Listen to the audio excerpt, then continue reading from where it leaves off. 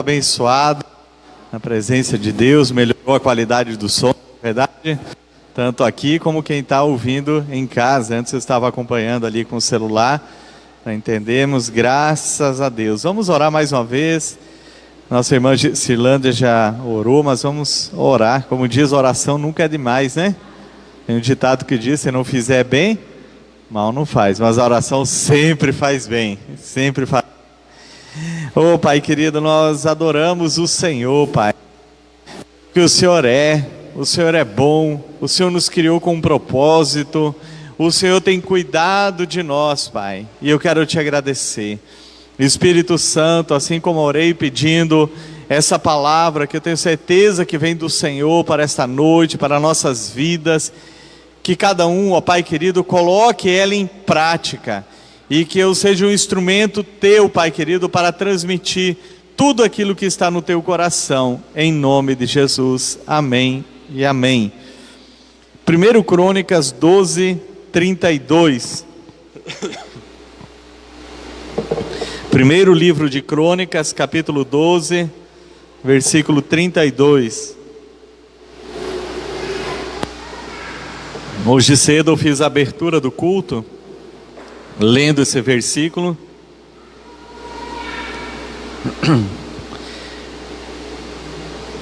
Na nova versão transformadora da Bíblia diz assim: da tribo de Issacar, 200 chefes com seus parentes, todos eles entendiam bem os acontecimentos daquele tempo e sabiam qual era o melhor caminho para Israel seguir. E na Nova Almeida atualizada diz: dos filhos de Issacar, que sabiam discernir o tempo, para saberem o que Israel devia fazer, 200 chefes. As duas versões, uma diz aqui, ó, todas essas 200 pessoas entendiam bem os acontecimentos daquele tempo, e na outra versão diz que eles sabiam discernir o tempo. Então, eles sabiam discernir épocas, estações e acontecimentos. Por isso, eles podiam apontar qual era o melhor caminho para Israel. Para quem não sabe, a nação de Israel era dividida em 12 tribos, como se fosse 12 estados, e se destacava dentre essas tribos, essa tribo de Issacar, que dentro da tribo de Issacar haviam 200 líderes, uma quantidade muito boa, 200 líderes em uma mesma tribo, que tinha uma qualidade muito especial. Eles sabiam discernir o tempo em que eles viviam, eles sabiam discernir os acontecimentos da sua época. E diz o texto aqui, porque eles sabiam discernir, entendiam os tempos e acontecimentos, eles então sabiam qual era o melhor caminho para Israel. Ou seja, eles faziam uma leitura dos acontecimentos na reunião de liderança do povo. O que os líderes faziam? Eles consultavam esses 200 chefes, com certeza tinha algum representante de todos eles. Eles diziam: olha, a situação do que está acontecendo no mundo é essa. Por estar acontecendo esses acontecimentos, o caminho que nós devemos seguir é este. Então eles sabiam apontar o caminho, porque eles conseguiam ter discernimento do tempo que eles viviam. Existem dois tipos de tempo: o tempo cromos e kairos. O cromos, ele é quantitativo, horas, dias, semanas, meses, o calendário em si é o tempo que nós vivemos, somos cronometrados, né? Então tem o cronômetro, você olha, que horas são agora, que dia é hoje, que dia do mês, que dia da semana, que é, então nós sabemos. E existe o kairos, que é o tempo de Deus, o tempo eterno, e também chamado de tempo certo ou tempo perfeito. Quando acontece de vivemos a união desses dois tempos, eles são paralelos, um está numa dimensão e outro na outra. Quando existe a união desses dois tempos, de pessoas conseguirem viver esse tempo, acontece que o homem pode viver a boa, perfeita e agradável vontade do Senhor. Eu vou dar alguns exemplos aqui, ou um exemplo pelo menos aqui, de como houve do tempo eterno e também o tempo cromos e como eles se uniram. Em Apocalipse capítulo 13, versículo 8 diz que Jesus, o Cordeiro de Deus, ele foi sacrificado antes da fundação do mundo. O que significa? Que mostra que no tempo eterno de Deus, porque no tempo de Deus, o Kairos, todas as coisas são completas, lá não tem barreira de tempo e espaço como para nós. Então no tempo Kairos, ele diz que antes da fundação do mundo, no tempo Cromos, o Cordeiro de Deus ele foi sacrificado. Mas espera aí, Jesus foi sacrificado antes mesmo de criar o homem? Foi, porque diz que foi antes da fundação do mundo. Agora, quando houve a perfeita unidade do tempo Cromos e do tempo Kairos, a Bíblia nos diz em Gálatas 4:4 que vindo a plenitude dos tempos, ouvindo o tempo exato, Deus enviou o seu Filho, nascido da mulher, nascido sob a lei. Ou seja, quando que aconteceu esse tempo? 33 anos depois do nascimento de Jesus. Então seria no ano 33 depois de Cristo, sem olhar para as diferenças que existem ali de 5 anos, 4 anos, como alguns dizem, que nós estaríamos em 2026, seria mais ou menos isso aí. Então, como aconteceu? Vocês entenderam como houve uma junção do tempo Cromos com o tempo Kairos? Foi na crucificação de Jesus, que foi sacrificado antes da fundação do mundo no tempo Kairos, mas no tempo Cromos, ele foi sacrificado, morreu no dia da crucificação, que seria mais ou menos o ano 33 depois de Cristo. Então, quando nós conseguimos unir esses dois tempos, nós podemos viver o presente de forma correta. Você quer trocar a bateria? Pode ser? Então deixa eu te dar outra, que está escondida aqui, só um instantinho, gente. Então nós, quando há união e conseguimos viver de forma correta, e Deus quer que nós vivamos de forma correta, o Kairos com o Cromos, nós vamos saber viver muito bem o presente, podendo olhar de forma correta para o futuro. Precisamos discernir o tempo em que vivemos. Há uma necessidade de discernir os tempos. Veja que naquela época das tribos lá, quando esses 200 líderes viveram, enquanto eles estavam vivos, eles sabiam qual era o melhor caminho para apontar para toda uma nação. Então Deus, Ele quer que nós tenhamos esse discernimento de tempos e épocas e possamos saber a leitura dos acontecimentos da atualidade, para que possamos viver a plenitude que Ele tem para nós. Obrigado. Para entender o tempo certo, é necessário pedir a Deus e fazer uma leitura dos acontecimentos. Em janeiro deste ano, quando eu comecei a orar, pedindo a Deus para mostrar o tempo em que vivemos, Ele começou a revelar que essa era a última hora dele para o ser humano, que o período do princípio das dores, que começou há muito tempo, esse princípio está chegando ao fim. As dores de fato, ou seja, o arrebatamento, o governo do anticristo, eles estão próximos. Mas isso Deus me mostrou quando eu comecei a orar a Ele. Por isso que eu falei, uma maneira de você entender é pedindo ao Senhor.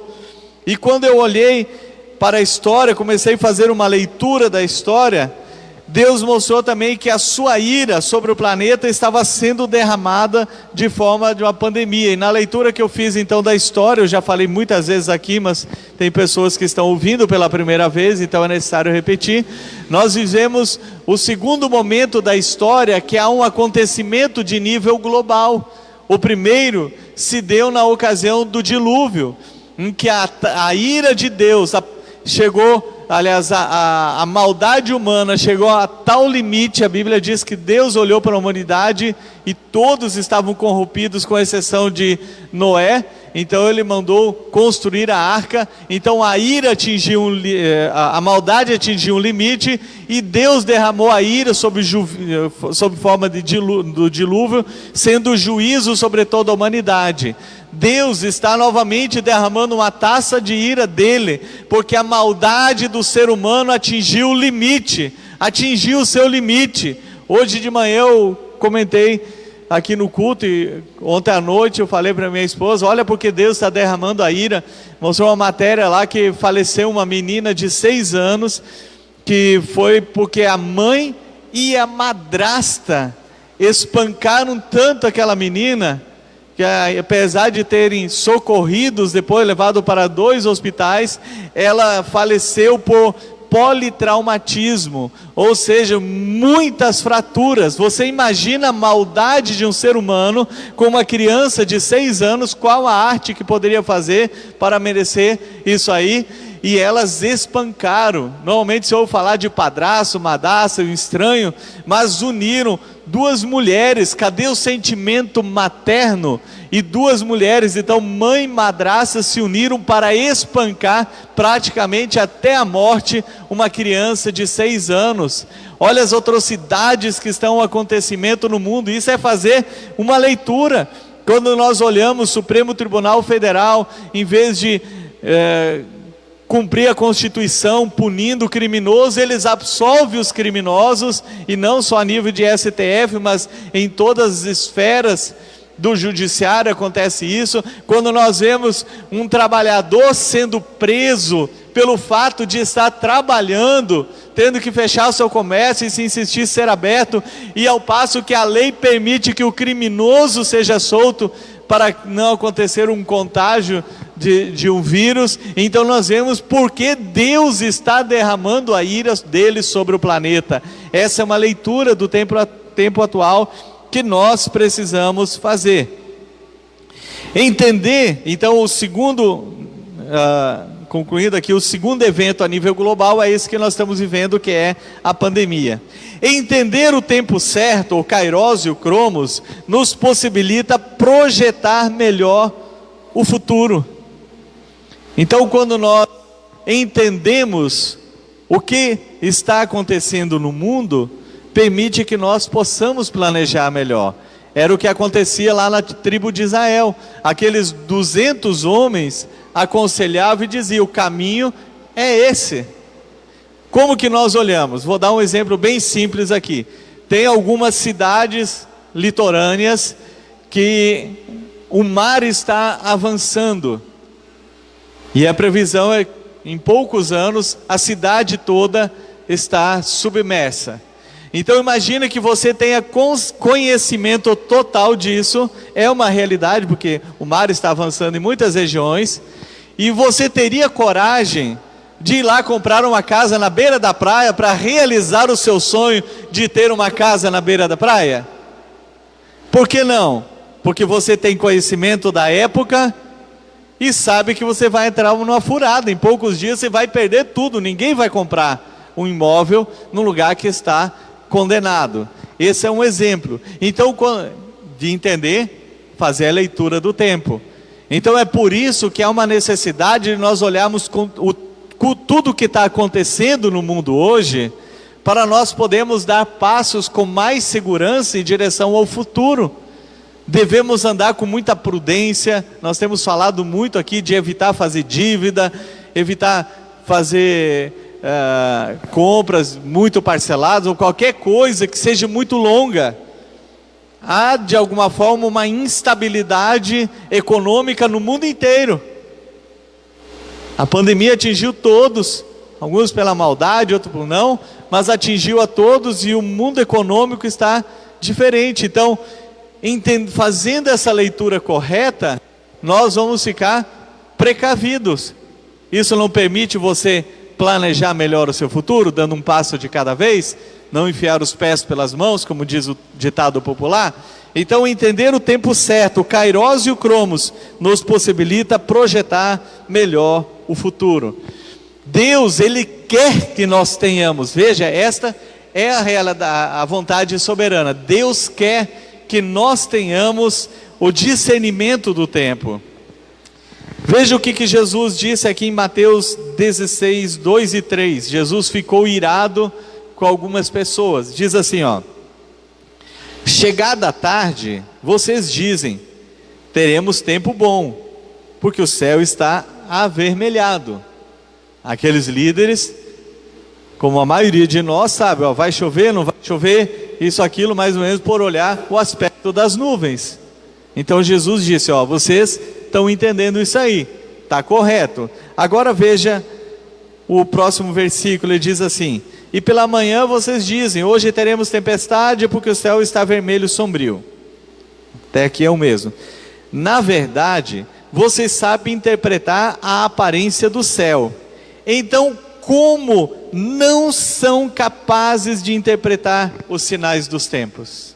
Jesus ficou irado, chamou a atenção daqueles líderes religiosos que compreendiam de previsão de tempo e tudo mais, mas eles não conseguiam interpretar os sinais dos tempos. Eles não viam que as profecias sobre o Messias apontavam para Jesus, e os que sabiam ignoravam.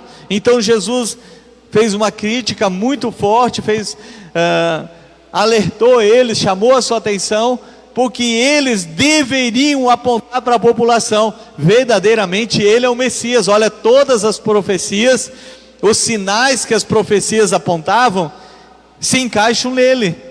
Então Jesus chamou a atenção, então Ele quer. Veja o que o apóstolo Paulo vai falar em 1 Coríntios capítulo 1. Disto também falamos, não em palavras ensinadas pela sabedoria humana, mas ensinadas pelo Espírito, conferindo coisas espirituais com espirituais. Ele está falando de ter uma leitura também do tempo. Ele diz, olha, não com apenas a sabedoria humana, mas com a do Espírito, discernindo espirituais com espirituais. Então, tudo que acontece no mundo físico, no plano físico, nós temos que ter um entendimento do mundo espiritual, da razão de estar acontecendo aquilo ao nosso redor. Por isso o apóstolo Paulo disse, comparando coisas espirituais com espirituais. O que eu oro? O que eu faço para comparar? Primeiro nós temos o Espírito, que é o que ele fala, que nós temos o Espírito Santo, que nos dá o discernimento necessário. Então nós olhamos para a palavra de Deus, as profecias, os sinais anunciados que aconteceriam. Agora estamos falando já do arrebatamento da igreja, do fim dos tempos, os sinais estão aí, e ele disse, olha, comparando então coisas espirituais com espirituais, nós teremos o discernimento correto. Veja o que o apóstolo Pedro também falou acerca deste assunto. Ele cita dos profetas do Antigo Testamento, que eles faziam isso aqui também, eles olhavam para o tempo, olhavam para os acontecimentos. Ele diz assim, ó: foi a respeito dessa salvação que os profetas indagaram e investigaram. O que eles fizeram? Eles se perguntaram e eles investigaram. Eles olhavam o quê? Os acontecimentos. Seguindo o versículo, eles profetizaram a respeito da graça destinada a vocês, investigando. Olha só, eles profetizaram, Deus deu a profecia para eles, vai acontecer, a virgem conceberá a luz e dará um filho, ele será chamado Santíssimo, Filho de Deus, etc. Eu não vou citar do versículo. Então eles profetizaram, aí eles investigaram, olha só, investigando qual a ocasião ou quais as circunstâncias, está falando do contexto, oportunas que eram indicadas pelo Espírito de Cristo que neles estava, ao predizer os sofrimentos que Cristo teria que suportar e as glórias que viriam depois desse sofrimento. O que ele está falando, para resumir aqui, ele profetiza, Deus deu a profecia, algo que ia acontecer, como no caso de Isaías, 700 anos antes de Cristo, então um tempo muito grande. Os outros profetas, que encerra ali até Malaquias, que é 400 anos antes de Cristo, que é a voz profética, encerra ali. O que eles faziam? Olha, tem a profecia de Isaías, que é o profeta messiânico, o que vai acontecer? Vamos olhar para o nosso tempo, porque não dizia que seria 700 anos depois daquela profecia, havia profecia, tanto que as virgens de Israel, elas aguardavam, desejavam serem escolhidas por Deus. Então, estou citando essa das profecias.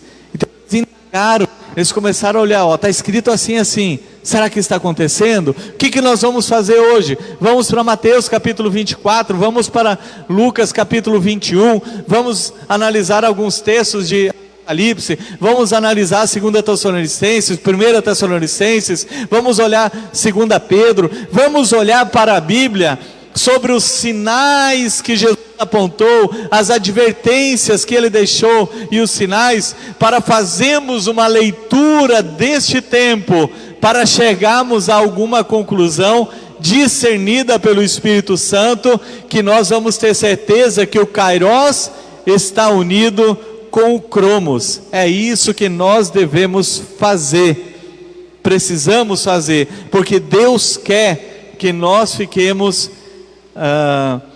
atentos. Por isso que Jesus falou tanto, e as pessoas inspiradas pelo Espírito Santo, já desde o Antigo Testamento, que fala da segunda vinda de Cristo, que fala do tempo do período tribulacional.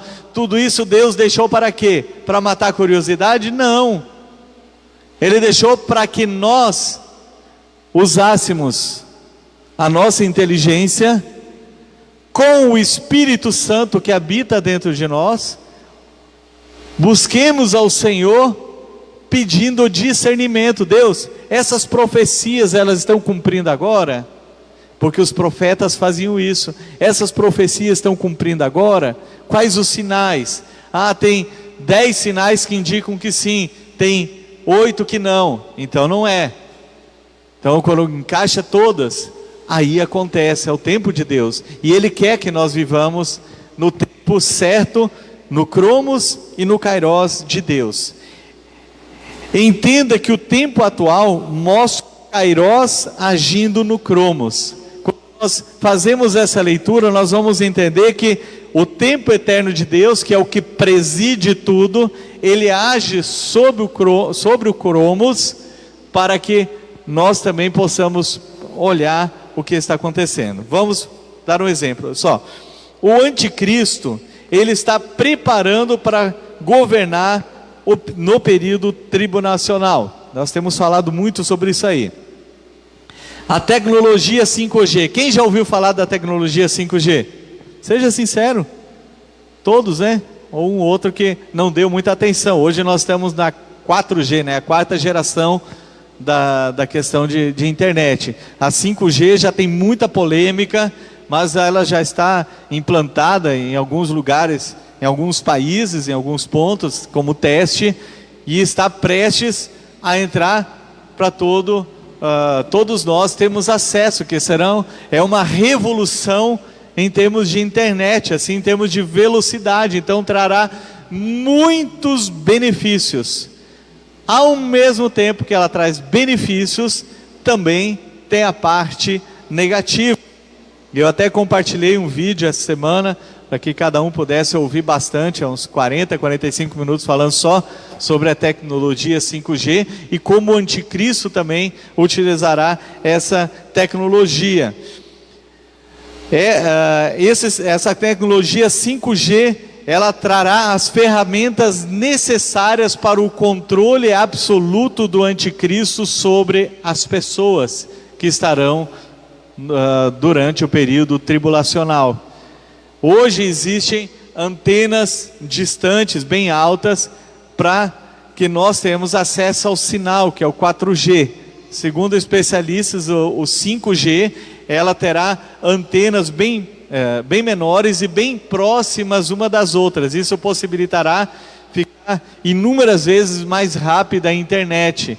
Com isso, o controle será infinitamente maior também. Por exemplo, hoje muitos carros já têm, quase todos os carros, aliás, todos atualmente têm um computador de bordo, que não só indica o que é melhor ali, você tem alguma anomalia, alguma coisa acontecendo, mas já estão sendo testados em alguns países, e só será possível com essa tecnologia 5G, por causa da rapidez das informações. Esses automóveis, eles poderão andar sozinhos, você só digita ali, ou fala, porque normalmente é por áudio, eu quero sair daqui do templo, quero ir para a balsa.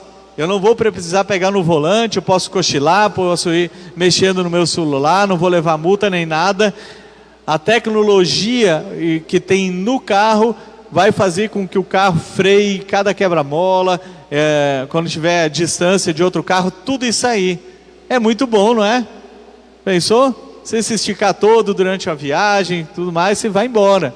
Pode mudar de banco, fazer alguma coisa assim, sem problema nenhum. Mas o que vai trazer junto com ele? Olhando nesse aspecto do automóvel. Por exemplo, alguém ficou aqui no período da grande tribulação, não vigiou, estava desviado do evangelho, a igreja se foi. E ele vai querer fugir. Não vou aceitar a marca da besta. E ele tem um carro desses. Aí ele programa ali, eu quero ir lá para o meio do mato, fugir, uns 5 quilômetros antes eu largo o carro e vou embora.